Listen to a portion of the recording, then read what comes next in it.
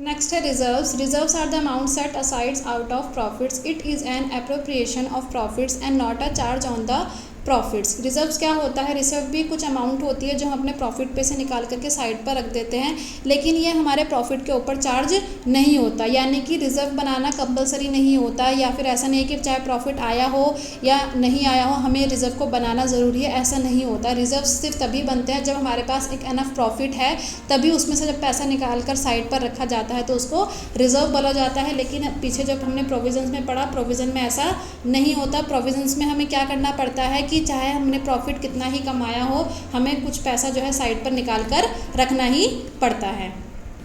अब हम पढ़ते हैं टाइप्स ऑफ रिजर्व। 3 टाइप्स के रिजर्व्स होते हैं, general reserve, specific reserve and capital reserve. General reserve क्या होता है?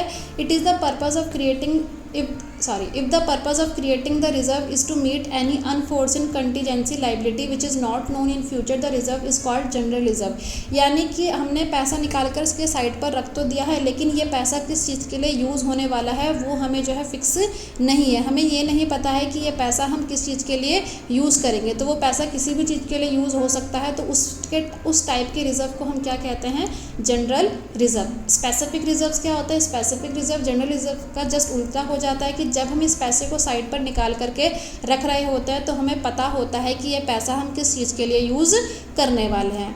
नेक्स्ट होता है कैपिटल रिजर्व। कैपिटल रिजर्व का मतलब होता है in addition to the normal profits, capital profits are also earn in the business from many sources, reserves created out of capital profit. यानी कि कैपिटल रिजर्व हमारा वो प्रॉफिट होता है जो हमने कैपिटल रिजर्व हमारा वो रिजर्व होता है जो पैसा हमने कैपिटल प्रॉफिट से साइड निकाल करके रखा हुआ होता है। कैपिटल प्रॉफिट का मतलब होता है कि जब हमने अपने बिजनेस को या तो सेल आउट करा हो या हमने कोई अपनी बड़ी एसेट्स को बेचा हो, तो उससे जो हमें पैसा आया, यानी कि कोई एक्स्ट्रा इनकम जब हमें हुई है, तो उस एक्स्ट्रा इनकम से जब हमने इस पैसे को निकाल करके साइड पर रखा हुआ है तो उसको हम बोलते हैं कैपिटल रिजर्व। नेक्स्ट होता है हमारा 2 टाइप्स के और होते हैं, रेवेन्यू रिजर्व और secret reserve.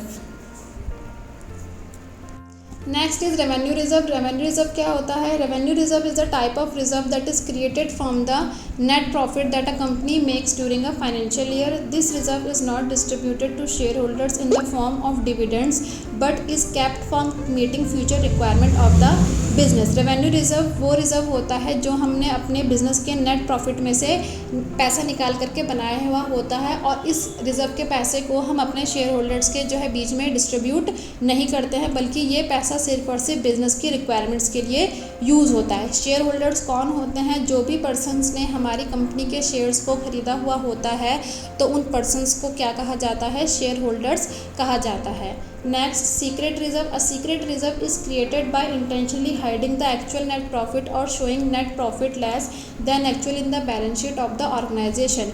Secret reserves are maintained by organisation such as insurance companies, banks and other types of financial institution.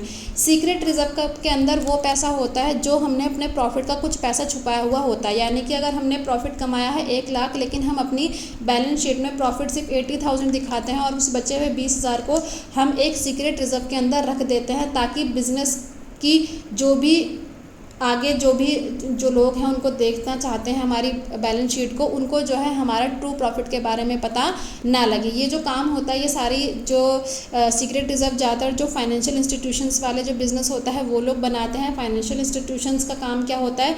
जिनकी डीलिंग ही सिर्फ क्या होती है? पैसों में लेन देन कराने की होती है।